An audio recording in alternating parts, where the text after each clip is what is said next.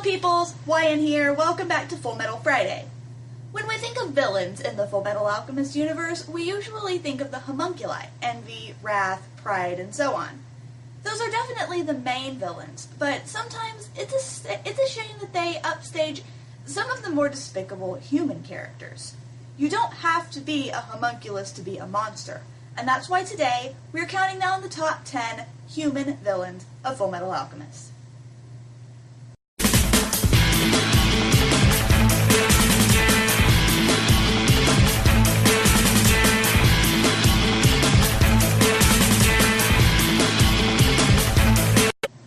To be considered for this list, a character would have to be a villain who is a human, not a homunculus or a chimera. Baddies are ranked just as much on their sheer evilness and impact on the viewer as they are on actual relevance to the plot.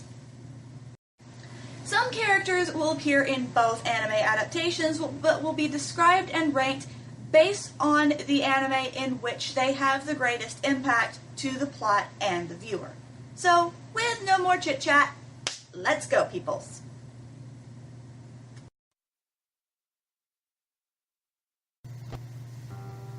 Number 10. Dietland Eckert, Conqueror of Shambhala. Now, if you made it here from my DeviantArt account, you know that I rag on COS a lot for reasons that I promise to discuss in a later video.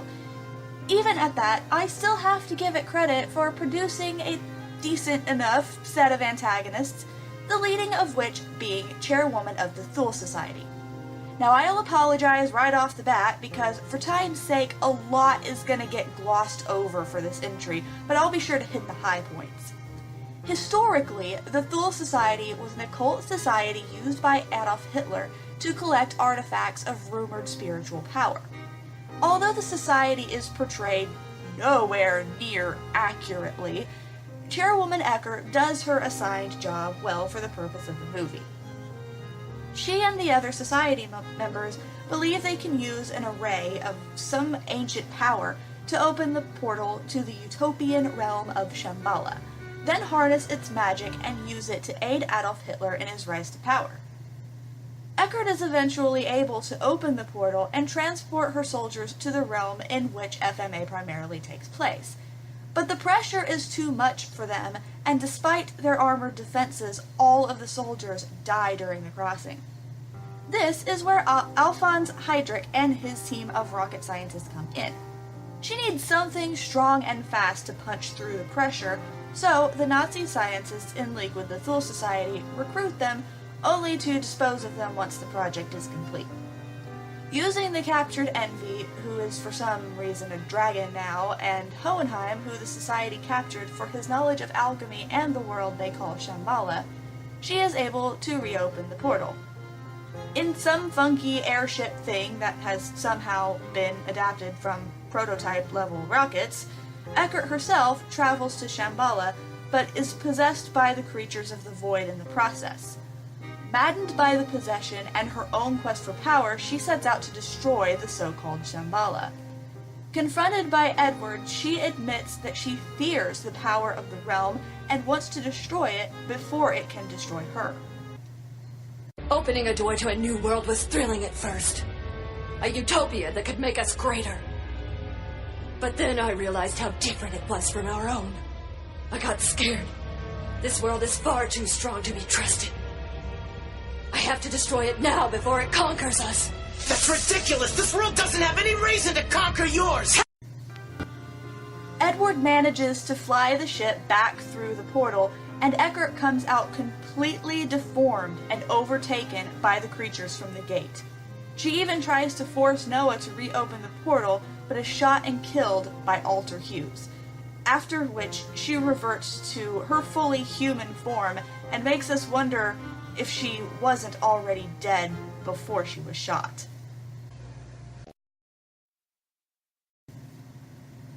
Number 9. Isaac McDougall, the Freezing Alchemist, Brotherhood. I have a personal weakness for villains who do all the wrong things for all the right reasons, and that definitely describes the Freezer.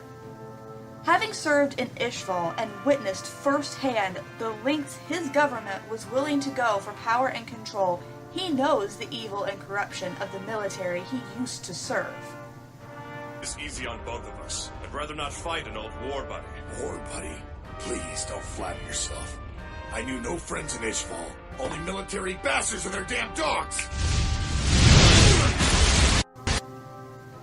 And this is why, when we meet him in episode 1, he has constructed an array circumventing all of Central City, the inner points of which are designed to meet at, subsequently destroying Central Command. We know he just wants to end Bradley's reign of terror, but this nut is willing to kill anyone who stands in his way and level an entire city with no regard for the collateral damage that would undoubtedly include civilian lives. What makes this character's brief appearance so poignant is one line that both the viewers and the Elric brothers will remember later. Word Elric. You've sworn your life to the state as a dog of the military. But do you really know the ones you serve or what their true plans are? Who cares? It's not my problem. Don't be a fool! He'll lead us all to ruin. I'm only doing what needs to be done! I told you I don't care! McDougal makes everyone question what a villain is and what a hero should truly stand for, and that's what makes him a truly memorable character.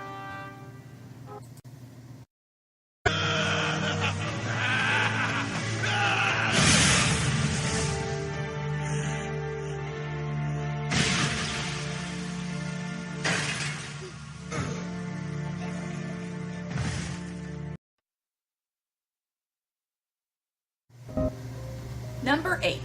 Lieutenant General Raven, Brotherhood. This man is a prime example of the old adage that absolute power corrupts absolutely. He was once a brave, loyal, and devoted soldier before he climbed the ranks to general and fell victim to Father's manipulation and promise of immortality and power. He's an exceptional soldier, but too sentimental. From what I've heard, he'll even tend to his wounded men himself, which leaves his whole line of command in disarray. You don't deploy your king to tend to the pawns, do you? How dare he say something like that about me?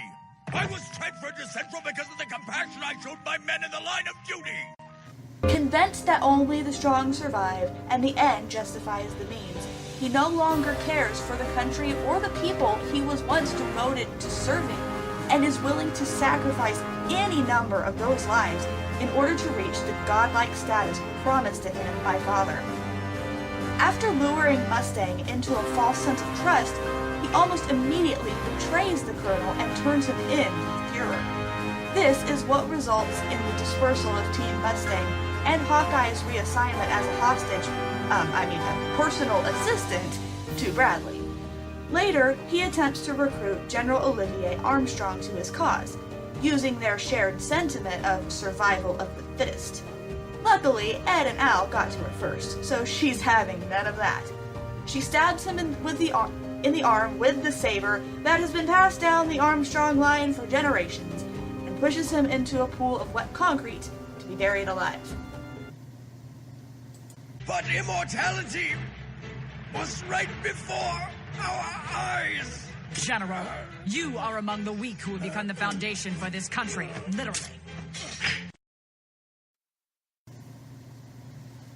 Number 7. Brigadier General Bas Gran, the Iron Blood Alchemist. Appearing in both anime, we'll highlight his role in 2003, where he plays a more significant role in the early storyline and the events leading up to it. Shown in his first appearance in Episode 6, The Alchemy Exam, he cares more about his reputation and status than the alchemic research he's in charge of overseeing, or the people conducting it. My points, Tucker. I'm sorry if they caused trouble for you, sir. I smoothed things over for you last year, when you turned in a pile of trash and called it research. Fail it again, and I'll get the heat for endorsing you. But Later, he follows Ed and Al on their visit to Dr. Marcos and captures the Crystal Alchemist, intent on forcing him to continue forging Philosopher's Stones, knowing full well what it is and what it took to create one. You see, Back in Ishbal, it was then Colonel Grond who pushed Marco in the initial creation of the stone and authorized its use, again, knowing full well what it was and how it was made. Furthermore, it may have been Mustang who pulled the trigger, but it was Grond who initially gave the order to execute Yuri and Sarah Rockbell for treating Ishbalan patients. In the end, it is his power-mongering that leads to his downfall. When confronted by Scar, he is too preoccupied with the stone, wanting to show it off and believing it made him invincible, allowing Scar to attack and kill him. Hard to imagine anyone misses such a power-hungry, heartless monster as the Ironblood Alchemist.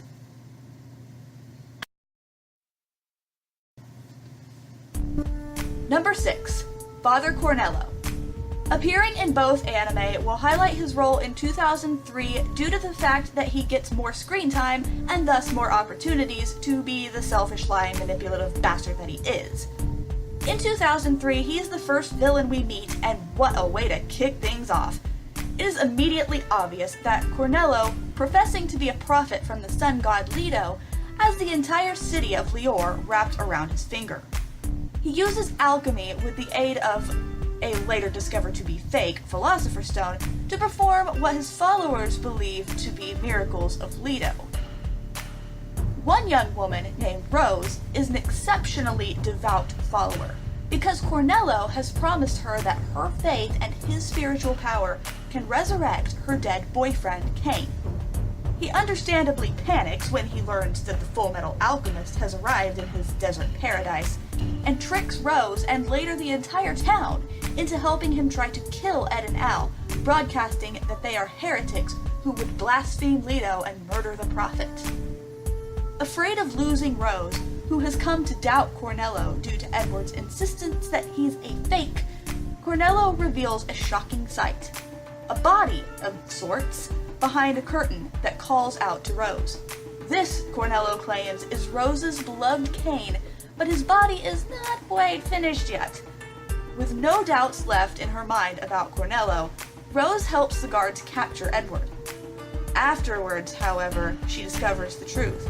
That Cain was nothing more than a chimera created from hundreds of parrots, and now knows that Edward was right about Cornello all along. To prevent her from spreading her discovery, Cornello tries to kill her, but Alphonse rescues her in the nick of time.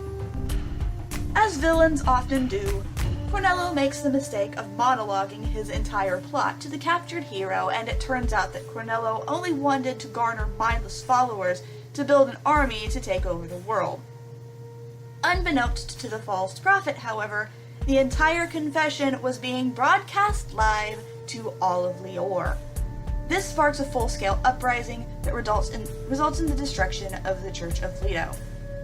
Then in yet another revelation, we see that the puppeteer was no more than a puppet himself, and the homunculi have been pulling Cornello's strings all along. Now of no further use, the gluttonous was quickly devoured by gluttony, a fitting end to the Empire of Lies. Number 5. Gold-Toothed Doctor, Brotherhood. Never given a name, just a creepy smile, Gold is essentially your garden-variety mad scientist, and works directly with Father. He is the one directly responsible for creating the Mannequin Army and Wrath, aka King Bradley. In charge of the prospective Führer program, he raised dozens of children from infancy to adulthood to select one to become Wrath. Multiple candidates were killed in an attempt to create the human-based homunculus until he arrived at success. Then the rest of the survivors he turned into mindless slaves to work and fight for him. Using these drones, he captures Hawkeye and cuts her throat in an attempt to force Mustang to perform human transmutation in order to save her. When Mustang still refuses, Pride assimilates Gold and uses his alchemic power, along with Gold's Philosopher's Stone, to force Mustang through the portal of truth, making Mustang the fifth sacrifice. After the transmutation, Gold becomes nothing more than a mangled ball of flesh. Number 4. Barry the Chopper. Appearing in both anime will highlight his role in the 2003 series, where we actually get to see him at the height of his killing career. Brotherhood Barry is almost benign compared to 2003 Barry. Bored of his job as a butcher chopping up dead animals, Barry moved on to chopping up live people. His first victim was his wife, beginning a murdering spree of killing young women throughout Central City. Ironically disguised as a young woman and still working as a legitimate butcher, he lures unsuspecting women to his shop and dismembers them for his pleasure and sexual gratification. This was, of course, the perfect time for Winry to visit Central to congratulate Edward on passing the state alchemy exam. While waiting on the steps for Edward, a refrigerated truck, the likes of which she had never seen before, catches her attention. Fascinated, she strikes up a conversation with the driver, none other than Barry the Chopper in disguise. What kind of psychopathic killer would Barry be if he didn't take this opportunity to kidnap Winry, intent on slicing through the young mechanic like deli meat? Only moments after Barry's truck pulls away, Edward comes outside and, upon seeing the water puddle on the ground and using previously learned clues, deduces that the bodies that have been popping up all over Central must be being transported in a refrigerated truck, and follows the trail to Barry's butcher shop to rescue Winry, only to be captured himself. This is where Barry brags about his penchant for brutal murder and reveals Winry with her hands chained above her head to Edward and relishes in his plans to kill her in front of him. Missing his automail at this point, Edward uses the screw that he had previously found on the ground to scratch out a transmutation circle and free himself. After a tense fight, Alphonse and Hughes arrive to save the day and arrest Barry the Chopper, ending his spree of terror once and for all. Except not. Fast forward a few years, and Ed and Al are attempting to infiltrate the supposedly abandoned Fifth Laboratory. Edward and Alphonse are attacked by the guards number 48 and 66 respectively, who are soon shown to be the souls of supposedly executed prisoners bound to suits of armor. Furthermore, number 66 is none other than Barry the Chopper. While Barry and Alphonse fight, Barry attempts to convince Al that his memories and identity are fake, something fabricated by Edward with alchemy, and the boy named Alphonse Elric never truly existed. This is more impactful in 2003 because Al is already struggling with his memories and identity before this. Barry, of course, knows better. He just wants to break Al's concentration in order to gain the upper hand in the fight. And it works. That is, until Scar arrives on the scene and wrecks Barry's arm. Barry flees, pursued by Scar, pursued by Al. This still isn't the last we see of Barry, because in the next episode, we see him joined up with a team of mercenaries slaughtering a camp of Ishvalan refugees. Once again, Scar wrecks his armor, and a mercenary's misplaced attack finally finishes off this despicably cold-blooded killer.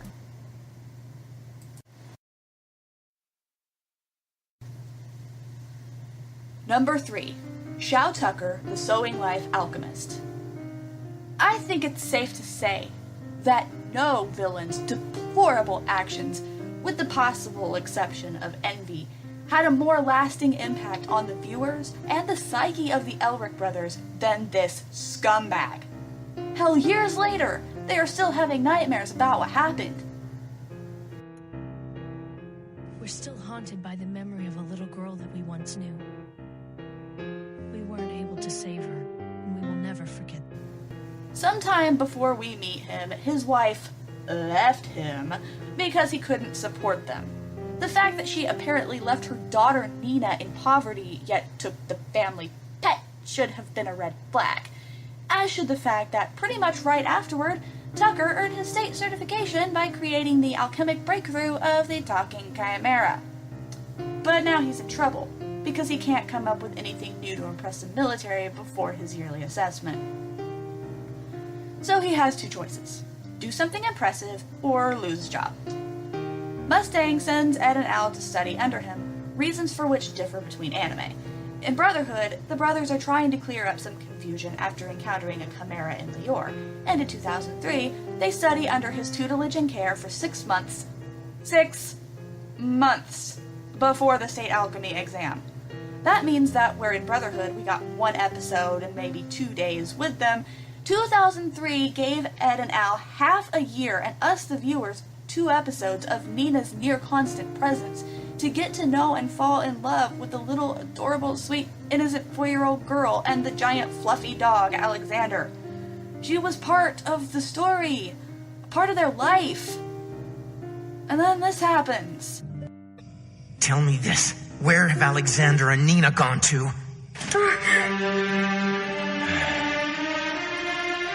I hate prodigies like you, Ed. Too damn perceptive. Apparently, before becoming a state alchemist, he transmuted his own wife and household pet into a chimera, and then lied, making the world feel sorry for him, and making his poor daughter think that her mother had abandoned her. Then he used that same sweet girl and her dog in another excruciating transmutation just for his title and ego. If this sicko deserves anything other than an exploded head, it's a top spot on this list, along with the reputation of being one of the most hated characters, not only in Fullmetal Alchemist, but in all of anime history. I wanted to put him as high as number 2 because he's a piece of number 2, but I had to be objective and give that spot to someone with a more substantial arc to the plot, and I couldn't judge Tucker's unique role in 2003 because you, sir, no longer qualify for this list. Thank you. Goodbye.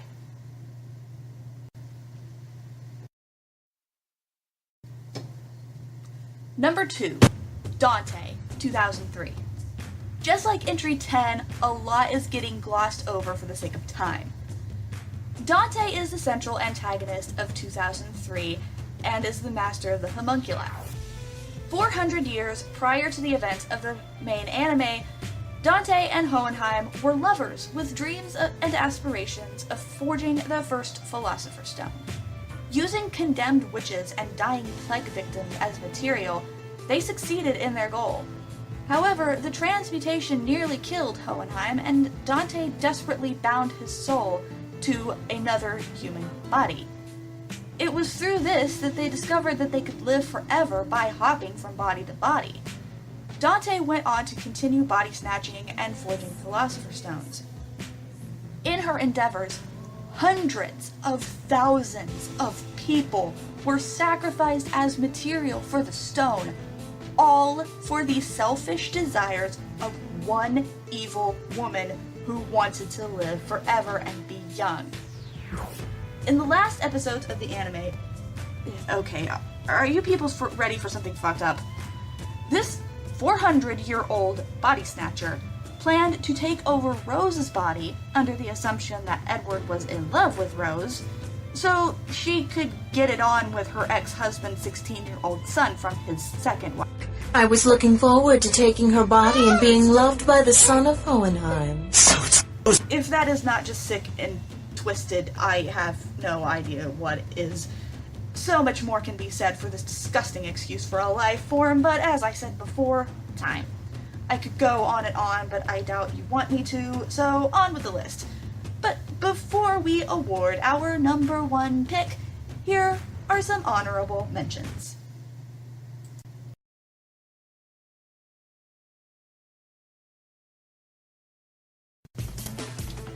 To be honest, I almost favored Scar over Eckert for the number 10 slot, but the fact that he becomes an unwitting ally to Ed and Al against the homunculi in 2003, and is fully redeemed as a hero by the end of Brotherhood, kept him off this list. Still, his murdering sprees, especially the murders of Yuri and Sarah Rockbell in Brotherhood, more than earned him an honorable mention, right along with these others.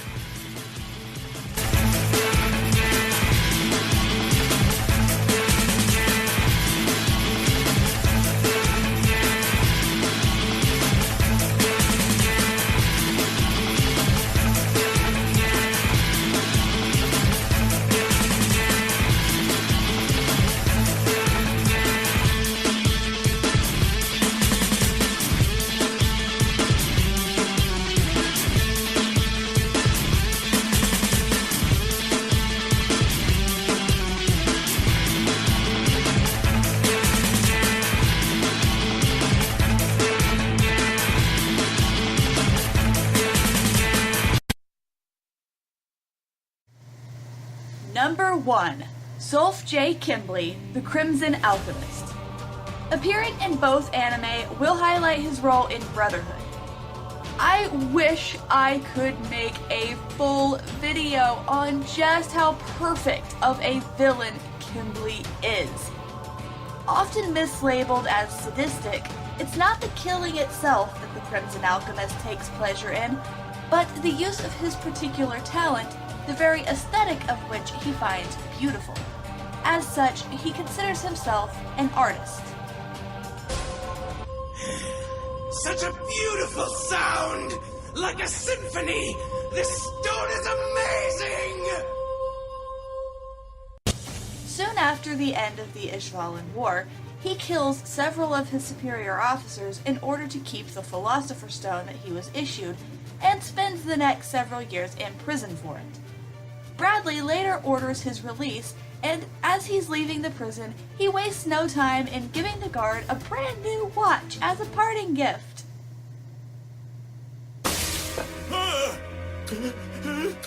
Just my way of saying thanks. What is this? I can't get it off! Help me! Don't do this to me! Kimbley, please!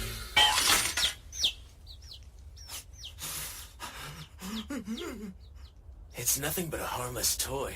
I thought you could give it to your kid or something. He gets a new Philosopher's Stone and is tasked with hunting down Scar and Dr. Marco. This eventually lands him in the hospital at Fort Briggs, but after General Raven shows up with gold and yet another Philosopher's Stone to heal him, he's back on his game. He arranges to have Winry brought to the fort under the pretense of having her upgrade Edward's automail, and uses his handsome style and silky smooth charisma to convince her that he is a kind and gentle person with only Ed and Al's best interest at heart. Really, though, she's no more than a hostage who Kimbley tries to use to force Edward to commit mass murder at the fort to complete the blood crest necessary for the nationwide transmutation circle. If I continued on to describe every perfectly sick thing this man does, this video would be an hour long. But I think I've said enough here to convince anyone that Kimbley is the #1 human villain, if not villain overall, in Fullmetal Alchemist. Well, peoples, thanks for watching. Let me know in the comments if you agree with this list, or if you think there's any characters that should have been higher, lower, included, or excluded. I will see you next week on Fullmetal Friday, or if you do not want to wait a week to see my silly face, tomorrow is the Saturday Showdown.